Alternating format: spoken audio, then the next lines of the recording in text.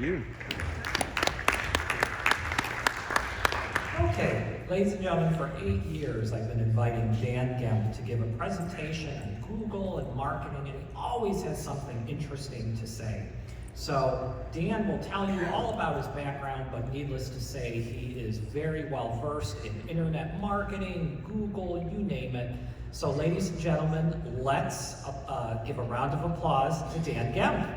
I'm gonna give you up, I'm gonna let you down, I'm gonna run around and desert you, I'm gonna make you cry, I'm gonna say goodbye, I'm gonna tell a lie and hurt you. In a new behavioral health marketing futurescape, things are going to get weird.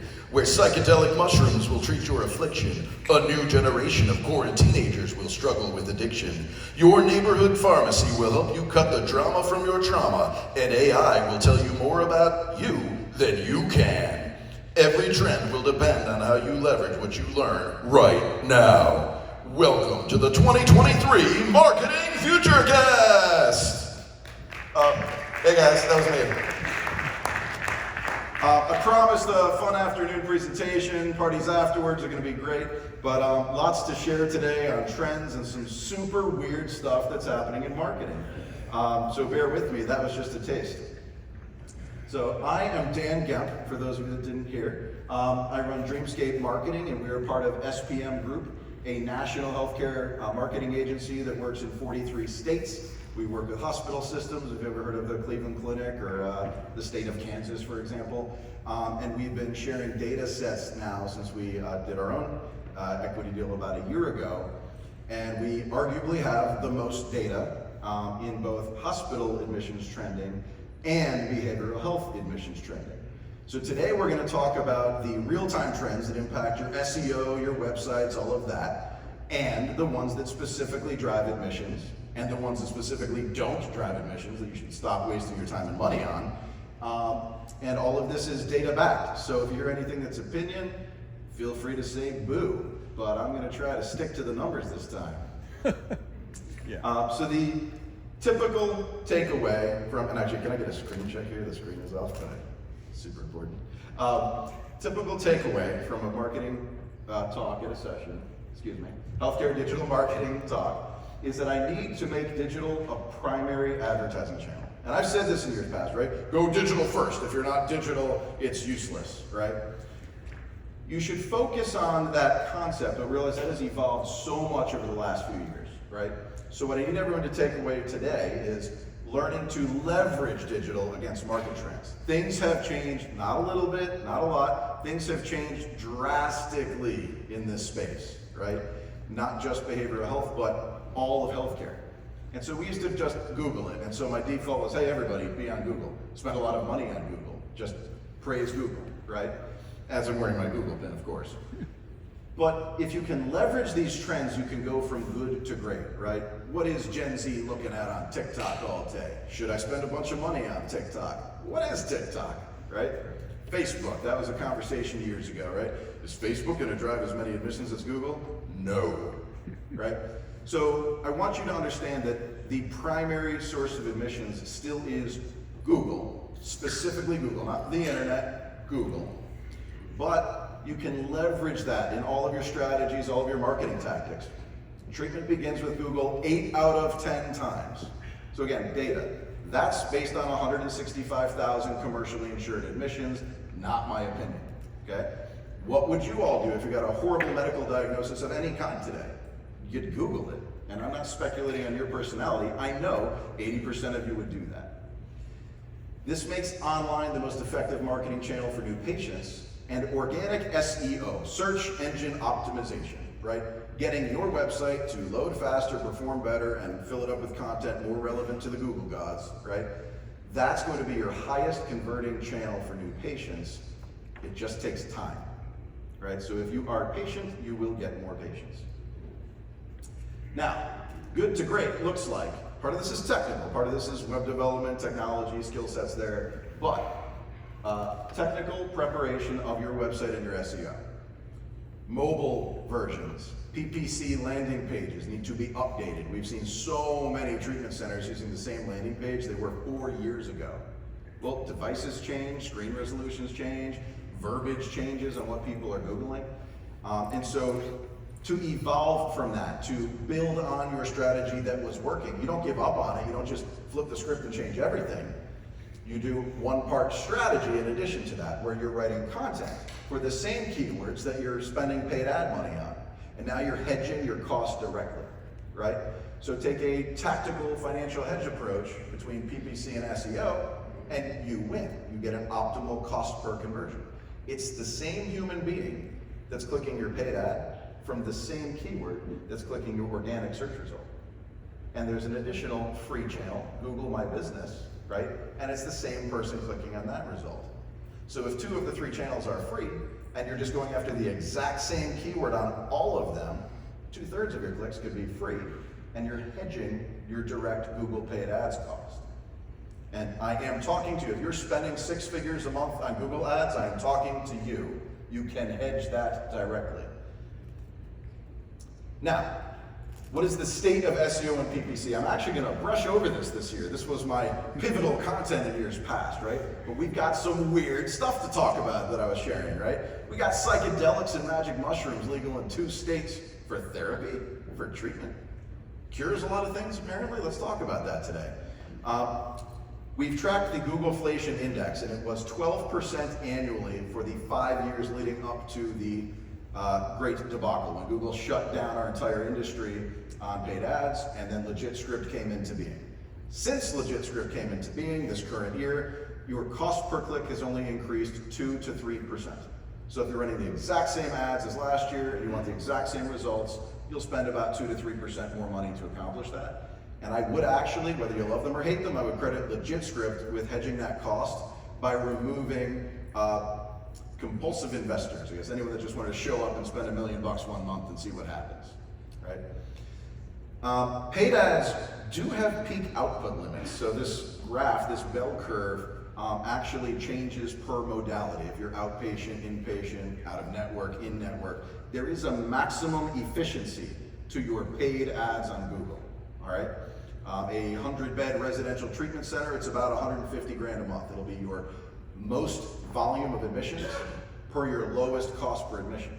You want to spend 300 grand a month? You can still get way more admissions. It's going to get more expensive cost per admission, and you'll get diminishing returns at those higher levels. Now those numbers come down drastically for a local psychiatric practice or a local 6-bed mental health operation, right? But realize that this is a trend that's going to continue to get more expensive. Google's an auction. You're going to have to spend more money. You're going to add levels of care, modalities, specialties, new target audiences. And so SEO is your only way to hedge that. SEO would be a straight line at a 45-degree angle. Here's the frustrating part. It takes 6 months, 8 months, a year to start outranking everyone else in this room, right? You have to gain on them and then surpass them, and you are directly conquesting their market share. But it's cool because you own that. You can't undo SEO, really. So once you're first, right, someone would have to catch up to you, publish better content than you at a more frequent pace, just to take any market share from you. We're publishing our top tips to improve your pay-per-click advertising on legitscript.com.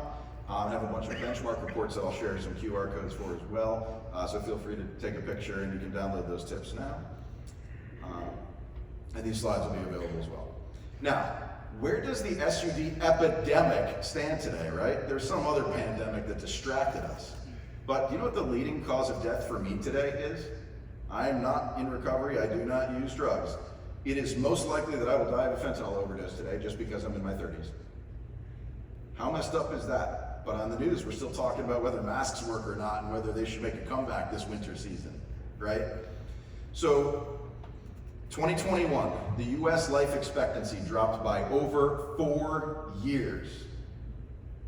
Maybe we should move somewhere else so we can live longer, right? And it's not COVID. It's not directly COVID. It's diseases like liver disease from massively increased first-time diagnosis alcohol misuse, okay? And it's obesity, but it's binge eating during isolation, during multiple years of COVID, while people work from home and don't have to present themselves publicly. And so a lot of this is, I'm being a bit stereotypical in this, but it's predictable. Of course we knew this was going to happen, right? How do you market your way through the aftermath of this? And we've been around. We were in business three or 4 years when the 08-09 financial collapse happened. Bad for mankind, bad for Wall Street, right? But in this industry, it led a massive 13% increase in demand for mental health treatment as people lost their retirement. So society, our country, is worse overall directly due to substance use disorder, right? We're worse off than we were a year ago. Now that is market opportunity for y'all, right? For those in this room. Mental health is also not doing well. So we've seen a steady rise in overdose deaths since the start of COVID-19. Again, predictable, but shortage in supply chains for illicit narcotics like heroin led to an increase in those artificial little colored pills that are laced with fentanyl. So everyone is dying. Biospatial is a data partner of ours. They're the ones that put a little red dot on the map during COVID for every case of outbreak. And they also track hospital admissions to emergency rooms and EMT transfers for all SUV-related activity in 76% of the US. Only 9 states saw a decrease in overdoses last year into this year. So we got a problem. The demand is at an all-time high, and the segment of need is predictable as well, okay? And I'll share a bit more on the quarantine concept. We wrote a whole white paper on this 2 years ago, and I think you should check it out for your own marketing plans, your own communication. But overdose deaths among American teens doubled in 2020.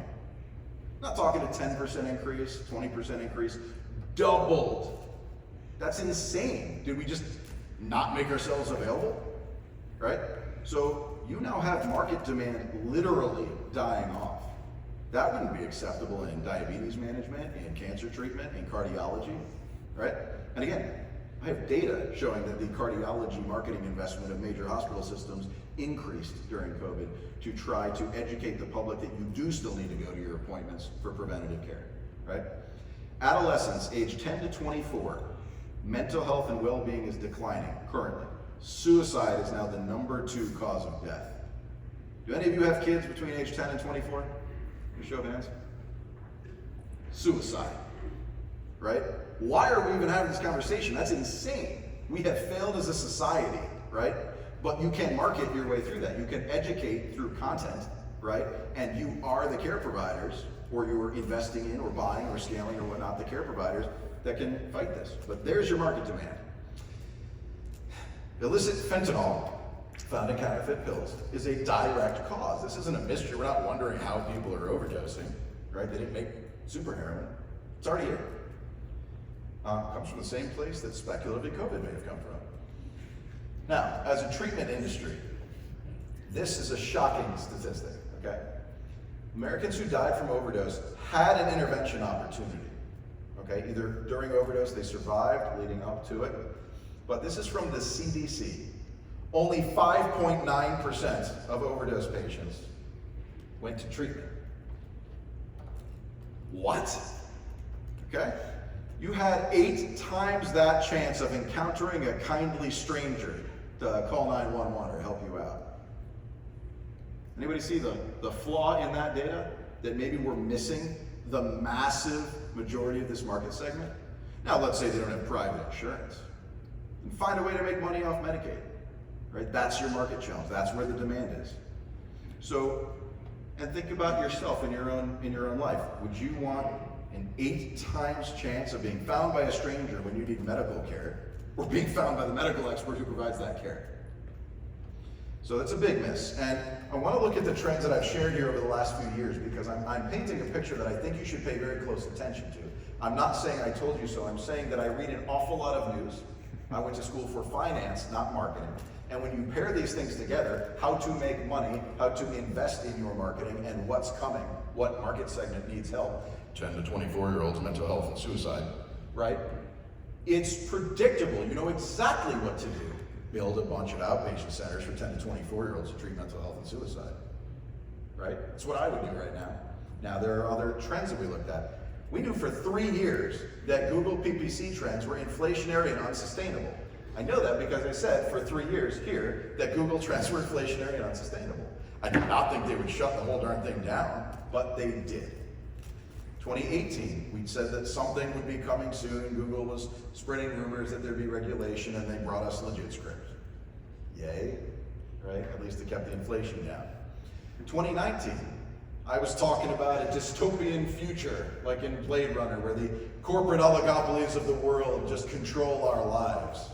Turns out, they're selling our data, and they are trying to control our lives, right? Not a mystery.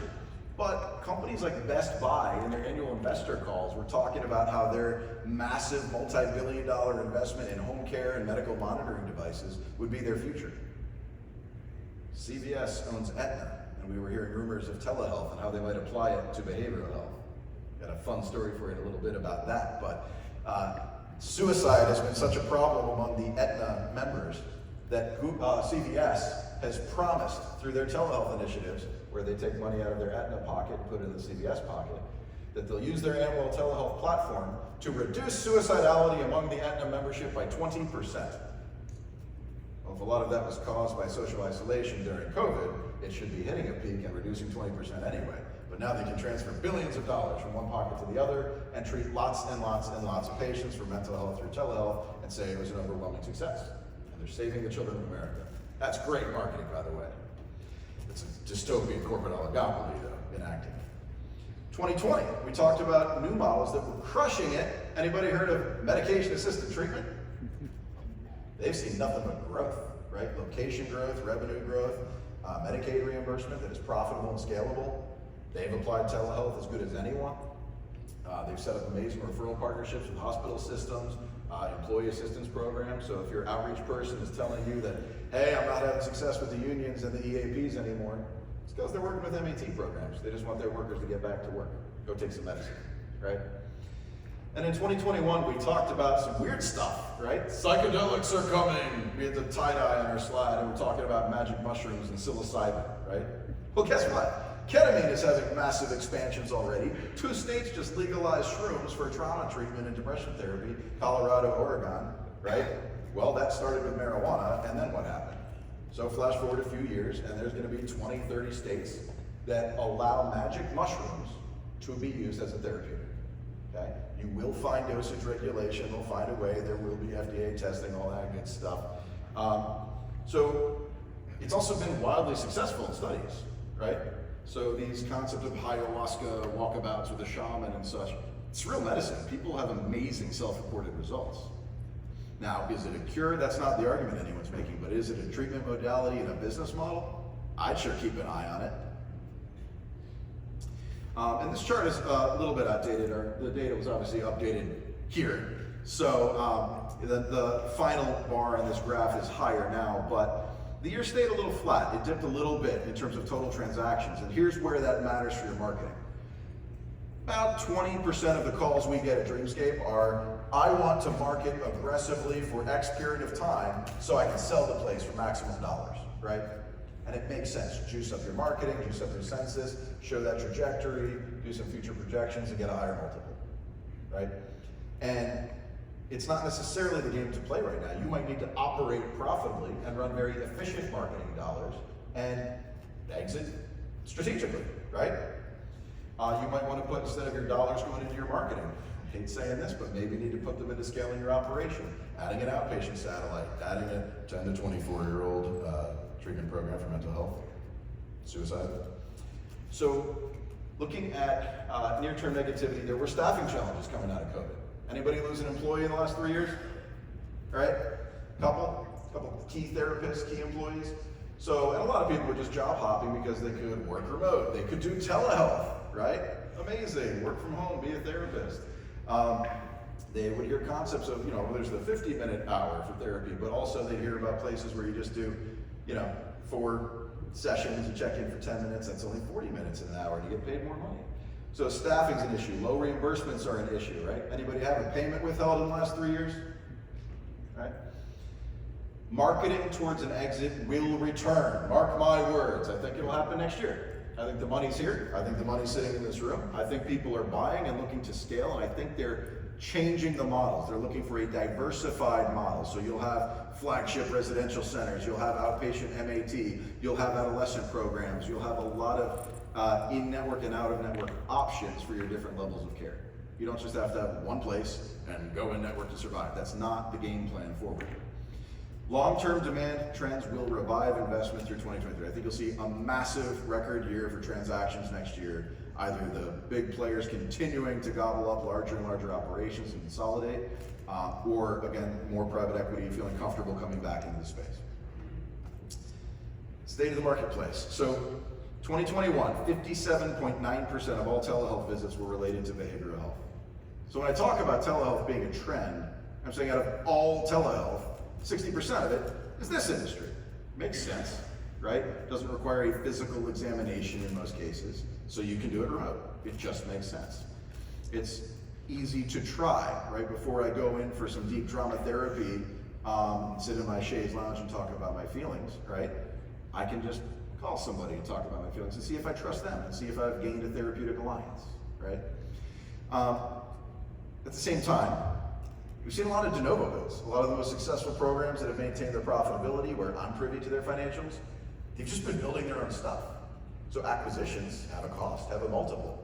If that's a high multiple, when debt is getting more and more expensive, 2 to 3 times as expensive as it was a year and a half ago, right? Maybe I shouldn't take out a massive loan to buy that place. Maybe I should just build 3 of my own places for the same price. Let's go toe to toe. Let's crush them, right? Just thinking overtly capitalist here. Rather than coming into conflict, we're finding that telehealth complements traditional models. And there was fear. A lot of people talk to me like, well, is this telehealth place going to come in nationally, right? Is Cerebral going to end this industry, right? No. It turns out it was very complementary. And this industry is tough for new market entrants. They have to spend an awful lot of money to even hire the therapists you have, to compete in the local markets you have a foothold in, right? And so allowing scalability at a profitable pace that also accommodates patient clinician preferences, that's the win, right? Whether it's part of your aftercare program or part of your step-down program, you can leverage telehealth without having to be a primary telehealth provider. New entrant struggle, let's talk about that. So we've all seen these Goliaths come in with their massive investments from private equity. We're gonna spend $1 million a week and we're gonna conquest the market. Did they? Right? A lot of CEOs stepping down because they didn't. Marketing in behavioral healthcare is so dissimilar from mainstream areas of healthcare, and again, we work in both. I'm saying that based on data, not opinion, right? You cannot bid on men's rehab program and cardiology treatment program. People don't Google that way, right? You'd look for a cardiologist near me, but you would say men's rehab program near me. One has intent to buy right now and one's looking for a second opinion. It's very different shopping, it's a very different consumer experience. Many mainstream, traditional corporate healthcare entities struggle to understand the market. They don't know what you know, right? This is a retail healthcare industry. People can choose, especially those with the best insurance or a lot of money. And so you're not subject to mass media spending. You don't have to run TV ads just to be successful. You don't have to run national radio ads just to be successful. And so getting it right without costly trial and error, that's your advantage. You've already been in the chaos for a long time. This has always been a crazy industry, right? It changes every year. You have to reinvent your marketing every year, your marketing teams every year, your outreach teams every year. So because this industry has thrived in chaos, right? Built by and for the treatment of chaos, no one knows what you know and they never had a chance. And they're spending millions more than any of you, okay? So, and I'm talking Teladoc, I'm talking Cerebral. 2022, companies like Teladoc, which is BetterHelp, and Amwell, they actually struggled with paid ads, specifically Google ads, because they never had a chance. They're trying to approach it the same way as traditional medicine. They're trying to staff using their digital marketing, and there was some success. I don't want to contradict myself. There was some success from that, but you were already in possession of all the employees they were trying to get. So as long as you treated your team right, gave out a couple raises, they could spend tens of thousands a week on recruiting efforts and take 0 employees from you, right? So your defense was stronger than their offense. And I'm sharing this because it's important. It's now created peace and harmony, this complementary model between telehealth and traditional care. Now, Cerebral. I don't know if anyone read about this, but over-prescribing Adderall to America's youth is not really in vogue right now, right? A lot of marketing about America's youth is not really in vogue right now, all right? So if in case you're wondering, I'm not happy with Balenciaga, okay? So bear with these trends, but over-prescribing Adderall to a bunch of kids when we're talking about, what do we say, number 2 cause of death is suicide? Mental health is at an all-time high level of demand for 10 to 24-year-olds. Noticing a trend here, right? That was never going to work. Organic content and paid ads. Where does this trend take us? So what do, right? We're getting into the tactics now. Google still controls 92% of the world. I didn't say market share search results. I'm actually arguing that Google controls 92% of the world. Prove me wrong, right? Your website, your SEO, and your Google ads are still the pillar. No, TikTok has not overtaken SEO on Google. It is still the best investment you can make. Your throttle control, if you just need more census, Google ads might be a little more expensive, but it still works second best to SEO, and it gives you more scalability, more volume, right? But demographics, they are changing. Vocabularies are changing. Our culture is changing. And we've all noticed that, and we've all expanded our vocabularies over the last 2 or 3 years, right? And we have new normals in the workplace, and new normals in remote work, and new normals in human resources. Using terms like new normal all the damn time, right? So, Gen Z, I employ a lot of them. I bet a lot of you do as well. They are unique consumers. Millennials were migrants. We grew up in the traditional world and became digital natives rapidly. And so millennials took what was traditional and added efficiency to it through technology. Gen Z is pure technology. Facebook is for old people, right? Facebook is what my parents use. Okay, it's cool when I was in college. Guess I'm old now. So looking at TikTok and influencers, why do we call them influencers? Because they have massive influence. They control your beliefs. It's crazy. And it works so well on the youth of America, right? And so establishing a strong generational grasp just on the behavior of Gen Z, that is your next entire generation of treatment. They were the ones that were socially isolated during COVID, that didn't have homecoming, prom, team sports, friends, right? But man, do they love TikTok, in specific. Not Instagram, that's for old people now, okay? So bear with me, but I'm not saying to throw your money at this. I'm saying this is a new and weird thing, just like psychedelics, right? It's a new and weird thing, but it is happening, just like psychedelics. It will have massive market impact, just like psychedelics. And it does reach that audience of 10 to 24-year-olds struggling with suicidality and mental health disorders, right? So keep an eye on that for the future. I bet it matters a lot. Now let's talk about the psychedelics and the opportunities for the future. I'm not saying launch a dozen locations and start sourcing a shroom grower, right? But I'm saying look into it. It might need to be part of your system of care. You might want to invest in an expanding ketamine clinic company. You might want to talk to your clinical staff and say, hey, we're really abstinence-based, 12-step around here. What is our belief system? What is our culture as we examine, the trauma-informed applications of psilocybin, right? So legalization of public support of psychedelic treatment has arrived. It is here, it is no longer deniable, it is not theoretical. It is present in the marketplace, and it is legal in 2 states, and it is being thought about at a deep level and a bunch more. There are now, Interwell is a psychedelic telehealth platform. I'm not even sure of the legalities of that. I'm no attorney, but as a marketer, that's new and different and definitely marketable, right? And it is, the time to add and digitally market these services is now. If you get the right domain names, now. If you build an infrastructure of content, now. If you have frequently asked questions established, now with your clinical team. You could be years ahead of the next large operator. And as I said earlier, your defense was so strong because you've been living in and embracing the chaos for decades, right? That these new market entrants with billions of dollars couldn't touch you. They couldn't take your people, they couldn't take your market share, right? Do it again. Direct-to-consumer telehealth. So primary care providers are working with payers to intervene at early stages of mental health. Does that diminish your market? If you help someone early on in their lives when they really need help, before they're doing heroin and self-medicating? Isn't that a wonderful thing? Huh, BetterHelp. They are using Facebook, they are using Instagram, because it's working on the millennial audience, who's on Facebook and Instagram, right? And their parents.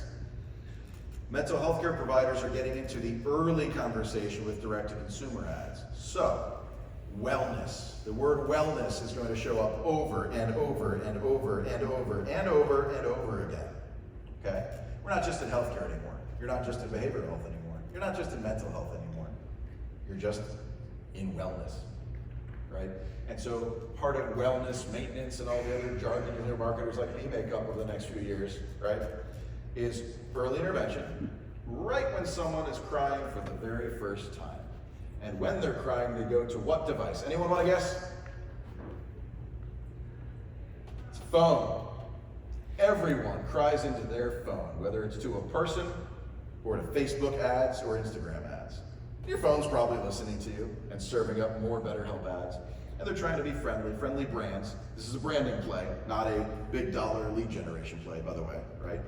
But if you're there early on and you gain brand familiarity, when things become acute, right, and things escalate, you will be the trusted provider. You'll be the brand everyone's heard of. We all heard of BetterHelp, right?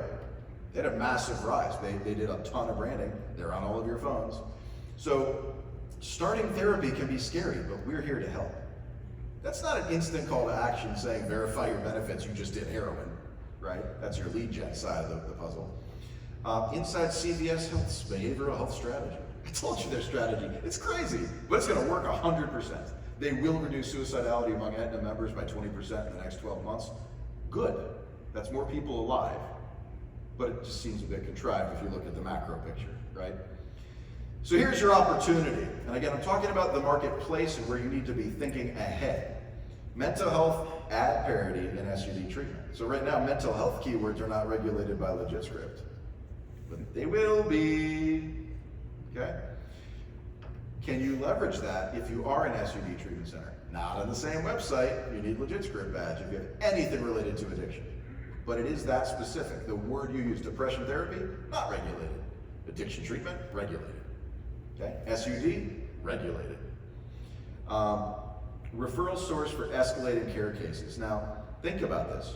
You can partner with these giant surface level first time intervention mental health providers, because anyone that does engage them needing acute residential treatment, medication, psychiatric care, they're not suited for that. They're going to need a national network of insurance reimbursable care providers. Here we are. And taking their market share. So if they're getting volume, could you use technology to move into this blue ocean of mental health care? Okay. Higher margins, larger patient pool, lower CPA. So you'll spend hundreds of dollars to get a patient, but you only make hundreds or thousands in margin. But it's a volume game. If you're there in the early phases and something becomes acute, now you get the high dollar private insurance admission. And you become a lifelong trusted brand that this industry has none of. The biggest brand in addiction treatment is still M&M, the rapper. Okay? Not Dr. Phil, not Oprah, not a treatment center, not Hazel and Betty Ford. M&M is still the biggest brand in addiction based on content and followers. So you have an opportunity to early intervene, right? The way BetterHelp is with friendly ads, branded ads that will not generate admissions, by the way. So if you're putting dollars into it, it's for brand, not market share, but it will buy your market share of the future. Competitors or referral partners. So as I said, things are getting weird. 60% of primary care patients can benefit from behavioral health services. Has anyone done a wellness checkup, just an annual checkup with their doctor in the last year? You notice that they started asking a lot more mental health questions in their screening? They're all being trained to do it. All of the medical conferences, the hospital conferences I go to, that's all people talk about. Would you screen them for mental health? Do you make sure they're not doing drugs?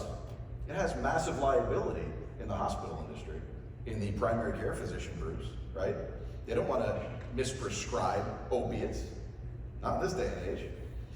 So value-based care, bear with me on this, I'm going somewhere with it. Value-based care, primary care providers, they're incorporating behavioral health into their offerings. Now, are they trying to compete with you? Not necessarily, they just want wellness, right? Use that buzzword again. Overall wellness requires treating the whole person. So if they're struggling with depression, anxiety, trauma, self-medicating behaviors, whatever that may be, primary care providers are the first ones aware of it. Dentists actually ask an awful lot of questions about whether you're using certain substances because they have to give you painkillers and medication and Novocaine derivatives and such. Annual wellness depression screening rates, 98% of patients are asked mental health screening questions by their primary care provider. Good, that's everybody. How many of you had a meeting with a physician group in the last 30 days? Huh, you should get on that. Your outreach team should get on that, right? Every doctor in town, every dentist in town is now a referral partner. Congratulations.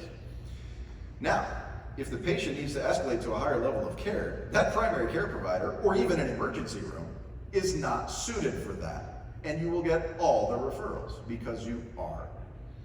So bear with me that as value-based care hits the market, it will hit physician groups first, retail operators first, outpatient options first. You'll benefit from that whether you're participating in value-based care or not. But you know there's some awfully big players getting into this game. Why would they? Because they're building an ecosystem that doesn't need you. Okay? CVS Pharmacy is going to be a massive mental health care provider. You compete with CVS Pharmacy. What the what? Dollar General. You compete with Dollar General now to provide psychiatric services. I'm trying not to laugh. Amazon. Watch them. Amazon will make $1 trillion. Blockchain will be deployed through Amazon with your health records on it, right? It's not Bitcoin that Amazon cares about. They want all the data. BetterHelp, Walmart. So if you're participating in value-based care and they're participating in value-based care, which the payers do want, okay? Now you're part of the system. You're part of the system that the dystopian oligopolies have constructed for years. They've been working on this for years, right? And it is a patient-first approach, and it is an early intervention approach. It's good medicine.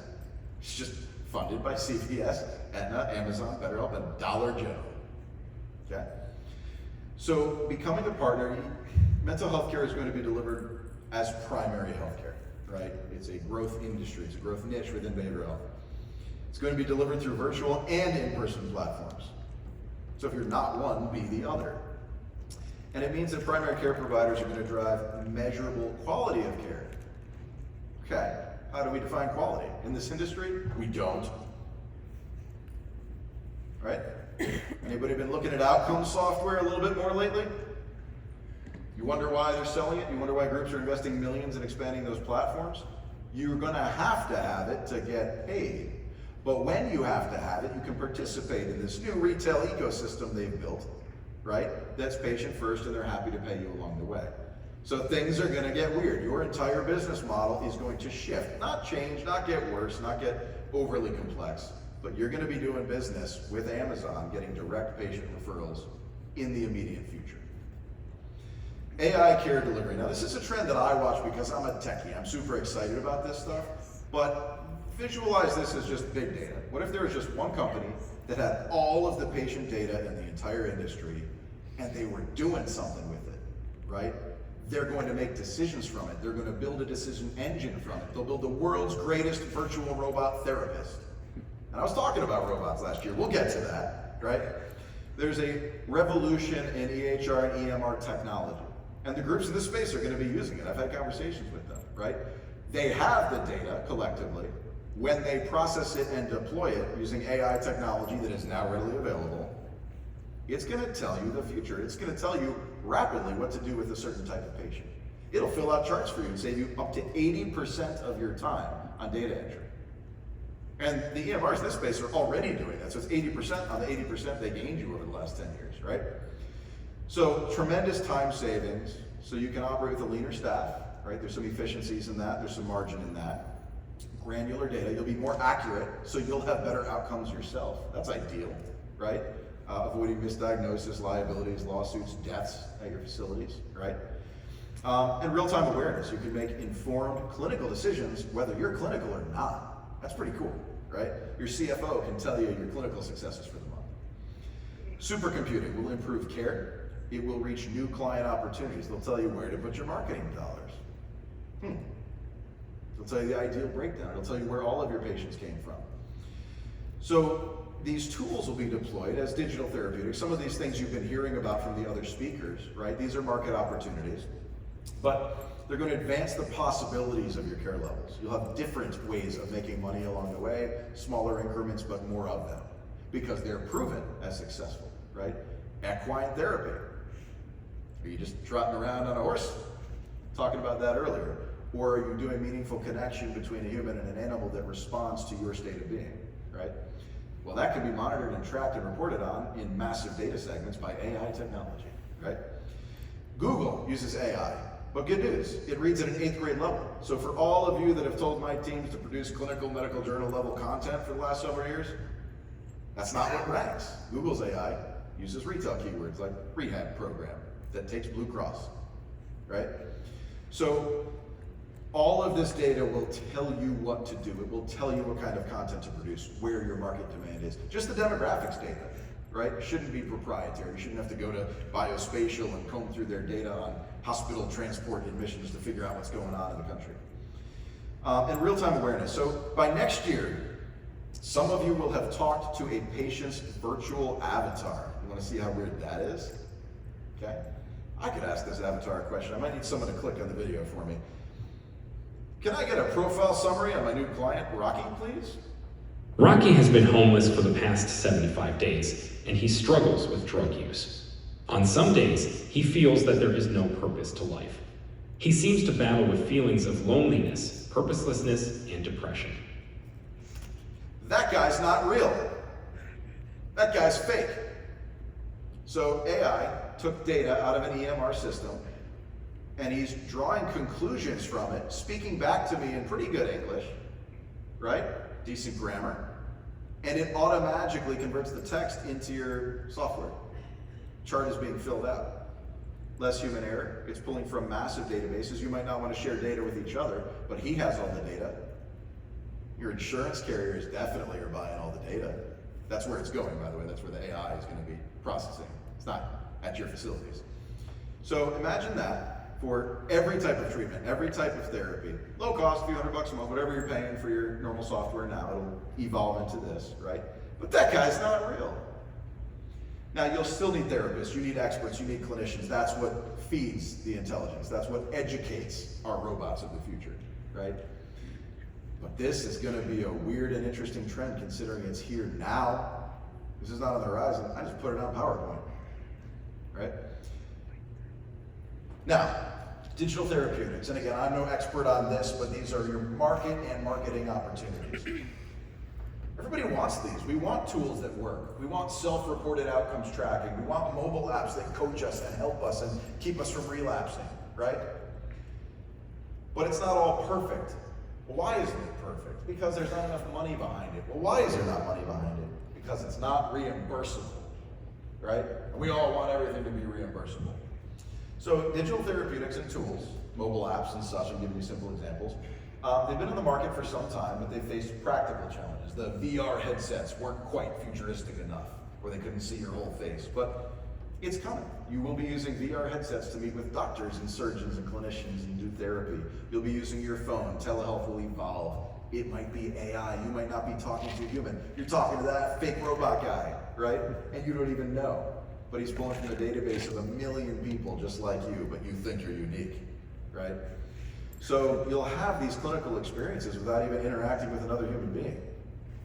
That's weird. Your computer knows you better than you do already. But regulations under the current administration will move the dial on reimbursement. Imagine if all of a sudden, even with a very expensive residential treatment center with expensive real estate and all of that, if now you can make money off Medicaid. Expanding levels of care, treating thousands of patients, even if you've only got 24 beds, right? It does bring possibilities and they're reimbursable. So you'll see gains in digital therapeutics that you can actually get paid for, but they're gonna be the weird ones like AI and geographic monitoring on your phone to make sure you don't walk into a bar and things like that. But access to prescription digital therapeutics, It actually calls for Medicare to cover FDA and digital therapeutics. So this is happening, right? It is a high likelihood that this will be put into practice over the next few years, if not sooner. Quarantines. This is something that I wish more people saw coming, okay? Let's all wait 2 weeks, right? Let's make sure COVID doesn't spread too fast. When society got locked down basically for years, right? We knew it would be months at some point. School stopped. That alone should have predicted the downfall of a generation, right? So anyone that's 16 years old, like I said, no prom, no team sports, no college recruiters, maybe no college. What hope do they have for college when there's global plague and zombies and they're watching Walking Dead all day, right? Great show, by the way. But quarantines lost hope tangibly for years. Think that's dangerous for a teenager? Right? There's your market opportunity. That's not even the 10 to 24-year-olds. They're all 24 and growing, right? But CVS is focusing on these adolescent programs of prevention and intervention in mental health. They're focusing on suicidality. Are you? They found a massive multi-billion-dollar market segment that keeps our children from killing themselves. Nobody else was there? There was no one else in that market segment? So, you can download this white paper, but it's that general premise of no rites of passage for an entire generation. Parents are all working remote. They're all home. Couldn't have a decent house party. There was no rebellion for years, right? So just think about it. Think of your own years as a teenager and teenage strife and all that stuff, the ups, the downs, the first concert that you got to go to. Their first concert, they had to stay 12 feet away from the next guy, right? And there were only like 40 people there. So this mental health and well-being declining in our younger population, and suicide is the second leading cause of death. This is massive market growth, and sadly, this is also market demand for an entire generation for your services. So unfortunately, as mankind struggles and suffers on a global basis, certainly on a national basis, your services are at an all-time high level of demand, right? Cross that 100,000 overdose deaths barrier, right? Vietnam was what, 50,000 deaths? Losing double that per year for well over a decade. A million patients, right? And you can think in dollar value if that's how you're programmed, right? 1 million patients and whatever revenue that presents to the industry, whatever families they could have had, whatever future they could have had, right? We've missed substantial market segments, and this one was obvious. So please address this. In your programs, it doesn't need to be a standalone adolescent treatment program. It means that as these adolescents become adults, they're going to be in your treatment programs. Guaranteed. All the predictive metrics are there. We also publish a benchmark report. I know I typically go on these rants about PPC, Google Ads, SEO. We're publishing the tactics. That's all given away for free. We've been doing that on a quarterly basis all year. We'll be sharing some of that through LegitScript in the first quarter next year. But I do want you guys to, as much as you're comfortable doing, share your data with each other, because since Google's no longer as inflationary as it was, it's no longer as much of a threat to you to make sure you're all spending the right amounts, right? Whereas again, if one investor shows up to the party and starts spending $1 million a month in New England, it can ruin census levels for like 70 other treatment programs. If you want to be that guy, go for it, but, or down. But the opportunity is not sheer market dominance. It's in finding these niches, these segments, these specialty programs, adjusting your clinical staff to address them, adjusting your housing, and choosing these specialties, because that's where the demand is. And if I haven't made it clear, think that there are many critical market segments where we have not risen to the level of the demand, and there are billions of dollars totally reimbursable already. The weird stuff is what comes next. We've got robot therapists and stuff, so just be excited about that goofy future. With that, our senior strategy team is here. If you know Glenn Hadley or Camille Reed, they're sitting right in front of me here. So feel free to set meetings. We're happy to do audits on anybody's marketing, technology, whatever. There's no cost. Again, we're sharing our strategies openly now, our data sets openly. We're just finding that a lot of groups don't necessarily have the resources to implement them. And with that, any questions? All right. Well, Thank you. ladies and gentlemen, let's first give Dan a round of applause.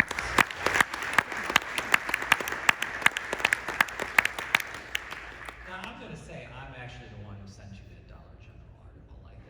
It is. Thank you, quite- HMP Global's Doug Edwards for the dollar demo. That was, when I said Dan that, I was like, you're not gonna believe this. Any questions, ladies and gentlemen? Questions?